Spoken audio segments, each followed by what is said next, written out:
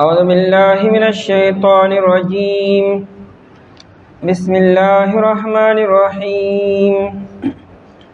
ولكل جعلنا موالي مما ترك الوالدان والأقربون والذين عقدت أيمانكم فآتوهم نصيبهم إن الله كان على كل شيء شهيدا. ولكل او د پارا د هر یو جعلنا من ګرځولی دي موالی وارثان مما دهاینا ترک الوالدانی چې پرېښودي وي مور او پلار والاقربون او رشته دارانو والذین او هغه کسان عقدتو چې مضبوط تړلي دي ایمانکم قسمونو ستاسو فآتوهم نصیبهم پس ورکې تاسو دیتا حصه دی ان الله بشک الله تعالی چې دی کان علی کل شیء شهیدا دی په هر یو څیز باندې گواه. په آیت مبارکه کې د میراث او د وراثت یو خاصه مسله بیانېږي او هغه دا وه چې جاهلیت کې قبایلی نظام او قانونم نو. یو قبیله به مضبوطه وه، یو خاندان به مضبوطو، نایی به خپله دفاع په خپله کولی شوه د دشمنانو نه. بعضې کسان به داسې وو چې د هغوی به نه د مضبوطه قبیله وه، نه به خاندانو او نه به څه شاته بیکګراونډ و، د خاندان نه به دې کمزورې و. نو ده به د خپل تحفظ دپاره او د خپل دفاع دپاره یو مضبوط انسان سره به عهد و پیمان وکړو، اګریمنټ به وکړو، معاهده به وکړه او دا به ورته ووایي که چېرې زما د لاسه څه نقصان وشي، جنایت وشي، قتل وشي، نو د هغې دیت به ته ورکوې او چې بیا کله زه مړ شم نو زما میراث به هغه تا ته میلاویږي.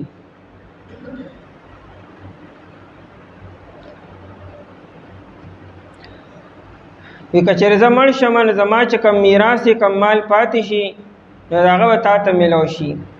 نو کله به داسې وشوه چې دواړو به یو بل سره عهد و پیمان وکړو، ده به هغه سره وکړو، هغه به ده سره وکړو چې دا شان که چېرې زه مړ شم زما میراث به تا ته میلاو شي او که چېرې ته مړ شي نو ستا میراث به ما ته میلاو شي.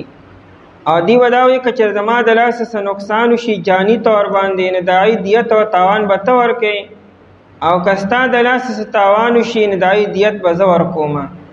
نو دوی به یو بل سره قسمونه وکړو، لاس به یو بل سره میلاو کړو. دې ته عقد موالات او مول الموالات ویل کېدو.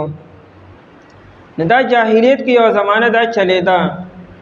دې سره به دا وشو چې یو بل ته به تحفظ میلاو شو. بیا چې کله اسلام راغی او صحابو کله هجرت وکړو مدینې منورې ته، نو د نبی علیه السلام د مهاجرینو او د انصارو منځ کې دا ورورولي چې قایمه کړې وه چې هغې ته مواخات وایي. دا مواخات هم د دې موالات یو قسم دی.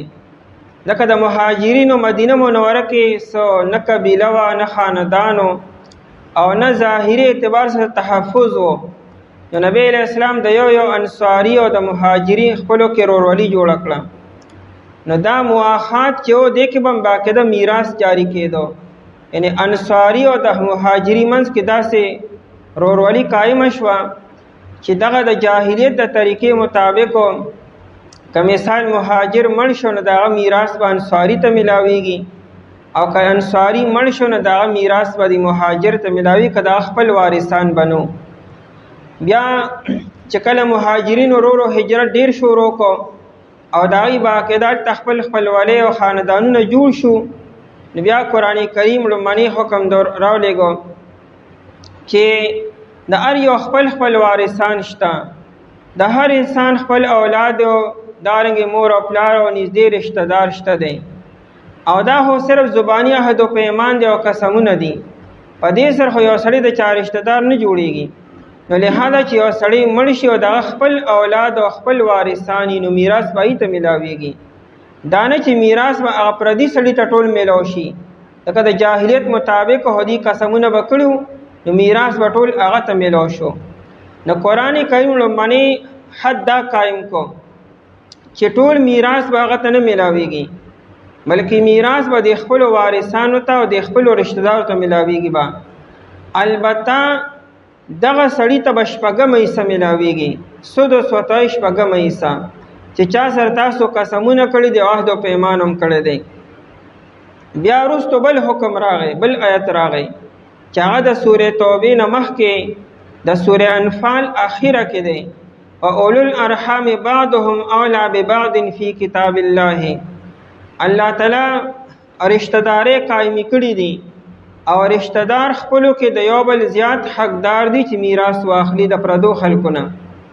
نو هغې کې مطلب دا شو که د یو انسان نږدې رشتہ دار دی او که لرې رشتہ دار دی نو میراث هم دې ته میلاویږي. او دا پردی انسان د بل خاندان او د بلې قبیلې چې د صرف قسم کړی نو په دې بنیاد به دته میراث نه میلاویږي. میراث به نږدې او لرې رشتہ دارو منځ کې به تقسیمیږي به چې د هغې اصول او قرآن او حدیث او اجماع د امت نه ثابت دي. بیا دغه خبره مکمل منسوخ شوه چې سودا قسمونه دي او په میراث کې به دې ته څه حصه نه میلاویږي.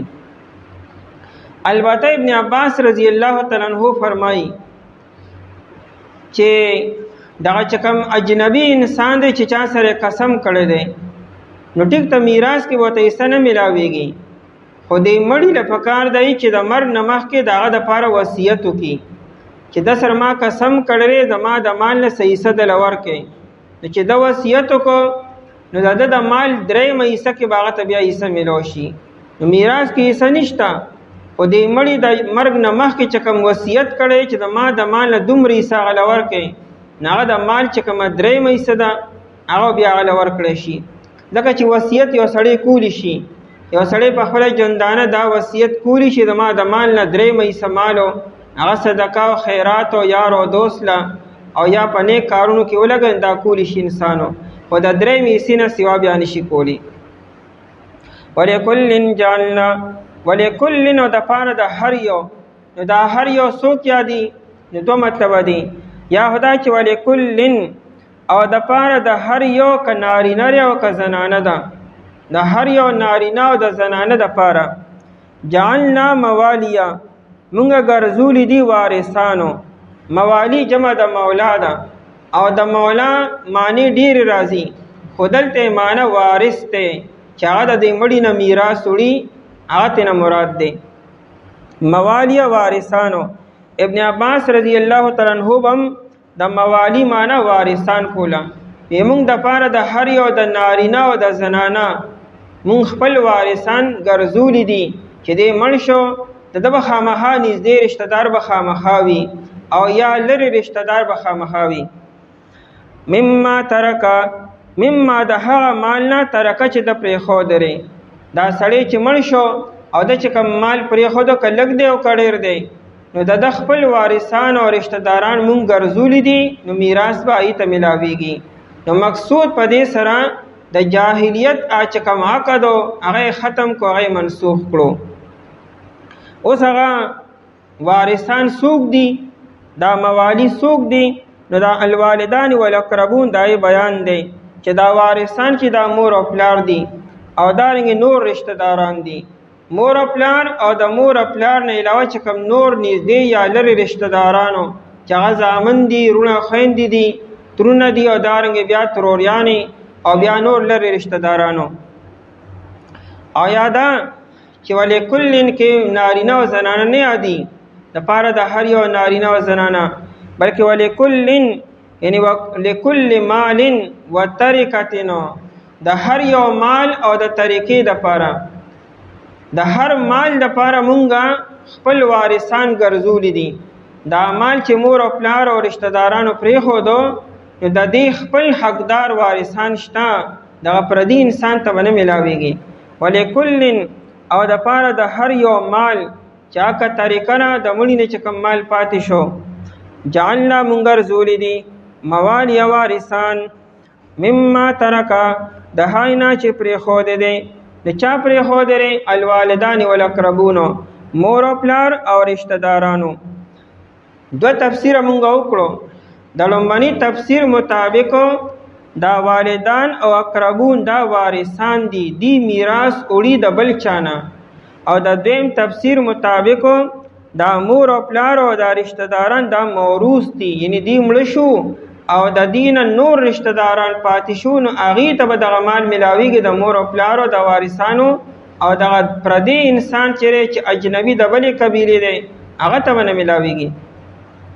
اقربون رشتہ داران یادی چې کم د مور او پلار نه علاوه دي.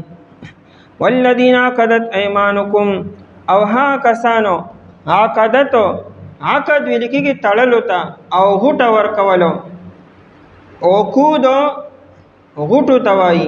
نو عقدتو چې غوټې ورکړي دي، ایمانکم قسمون ستاسو یا ایمانکم خلاصون ستاسو. اصل کې جاهلیت کې دا یو طریقه وه چې کله دوه کسانو به خپلو کې خبره وکړه، یو معاهده به وکړه، اګریمنټ به وکړو، اغوستلو خرڅول به وکړو، نو د هغې د تمام کېدو د پوره کېدو علامت به دا وي لکه لاس میلاو که. نو دواړه به یو بل سره لاس میلاو کړو. دا لاس میلاوهل مطلب دا چې زمونږ خبره پوره شوه او خبره مضبوطه شوه. نو اکثر به یو بل لاس روبغو، دا مونږ هم پښتو کې لږ چاچی شپې، دا د هغې مطلب دی چې یو بل سره به لاس میلاو کو. صفقتن فی صفقتینو همدغې ته ویل کېږي. نو چې کله دوه کسان به خپلو کې معاهده وکړه چې که زه مړ شم زما میراث به تا ته میلاویږي، که ته مړ شې ستا ما ته میلاویږي به، او ته به زما نقصان برداشت کوې، زه به ستا نقصان برداشت کوم. د دې خبرې نه به کله دی قسم هم وخوړو او کله به قسم نه خوړو، خو یو بل سره به لاس میلاو کو. نو قرآن د آینه تعبیر عقدت ایمانکم سره کی چې تاسو د خپل خبرې په قسمونو سره مضبوطې کړي، او یا قسم نه خو یو بل سره مخې لاسونه میلاو کړو. نو دا ښې لاس میلاوهل دا داسې شوه چې ګویا کې تاسو قسم وخوړو. عربو کې دا یو ناشنا صفت و چې کوم جاهلیت د زمانې عربو د خپلې خولې ډېر پابندو، د ژبې ډېر کلک او مضبوط و چې خبره به یې وکړه نه به د کاڼي کرښه وه، د خپلې خبرې نه به رستو کېدل نه وي، ځکه ما اوس خبره کړې ده. دا جان به یې کټ شو، سر به یې ورکړو، لیکن د خپلې خبرې نه به رستو کېدل نه. والذین عقدت ایمانکم، یعنې تاسو یو بل سره ښې لاسونه میلاو کړو. دا ښې لاسونه میلاوهل داسې شوه چې ګویا کې تاسو په دې باندې قسمونه وخوړلو. نو والذین او ها کسان عقدتو چې مضبوط کړو تاسو یا تاسو غوټې ورکړې اوم تړلو، ایمانکم قسمونو ستاسو یا ښې لاسونو ستاسو. نو ایمان یا جمع د یمین ده، ایمان یمین، یمین ښې لاس ته ویل کېږي. دا قسم هم چې داسې مضبوط دی لکه څنګه چې دا ښې لاس مضبوط دی. فآتوهم نصیبهم، پس ورکې تاسو دی ته حصه د دی، د دې هغه حصه دی ته ورکې. نو چونکې د میراث د احکامات تدریجن رفته رفته سټپ بای سټپ راغلی دي. لومبی کې دا رالو چې باید ټول مال به هغه ته نه ورکوئ، هغه اجنبي انسان ته. د سړي خپل وارثان شته، خپل وارثانو ته به حصه ورکوئ، البته هغه له به شپږم حصه ورکوئ. نو بیا د نصیبهم نه مراد شپږم حصه به هغه ته ورکوئ او باقي مال به د باقي وارثانو ته میلاو شي. خو وروستو بیا د شپږم حصې دا حکم منسوخ شو او د نسخ آیتو د سورې انفال په آخره کې راغلی دی، واولو الارحام بعضهم اولی ببعض فی کتاب الله. اوس به میراث رشتہ دارو ته میلاویږي به او د رشتہ دارو نه علاوه بل چاته به نه میلاویږي. او ابن عباس رضی الله تعالی عنہ وی چې د نصیبهم نه مراد هغه شپږم حصه نه یادي، بلکې د مړي له پکار دی چې د مر نه مخکې د هغه لپاره وصیت وکړي د خیر خواهۍ په بنیاد باندې چې څه حصه وله ورکړي. نو بیا حکم اوس موجود دی، فاتوهم نصیبهم، پس ورکې تاسو دی ته نصیبهم حصه د دی چې مړي کم وصیت کړی دی دپاره، کم اعلان یې کړی هغه وله ورکې د درېم حصې د مال نه. ان الله بشک الله تعالی چې دی کان دی علی کل شیء شهیدا، په هر یو څیز باندې شهیدن گواهو. گواه څه مطلب دی؟ یعنی الله جل شانه ګوري چې وصیت د کړی دی او نور خلک په عمل نه کوي، یا دا چې د قسم کړی دی او قسم یې پوره نه کو، عهد او پیمان یې کړی دی خلاف ورزي وکړه پوره نه کو. الله جل شانه دا هر څه قسمونو ته، ستاسو لوظونو ته، ستاسو معاهدو ته او تاسو د یو بل سره چې کوم اګریمنټ کوي دې ته الله تعالی ګوري. نو د الله تعالی د کتو مطلب دا چې الله بر دې حساب کتاب کوي. لکه چې الله تعالی ګوري عام محاوره کې مونږ وایو ورکه زره ته ګورم زه دې وینم، نو مطلب څه سزا برته ملو شي. الله جل شانو گواه دې ګوري، الله بر دې ټولو خبرو حساب کتاب کوي. المسلمون عند شروطهم، مسلمان به په خپل خبرو باندې په خپل شرطونو لګلو باندې به دین سلیکيږي. با تا یو خبره وکړه دای پاسداری به کې رستو کېږي بنا. ها کچره ټوس وزر دې نه بیا خپل وزر پیش کا، او چې وزر نشته خپل خبره بیا پوره کړي. شهیدن الله تعالی گواه دی.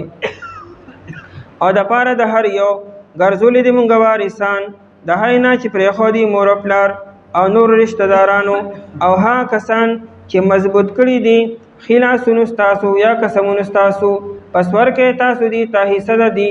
بشک الله تعالی چې دې په هر یو سیز باندې گواه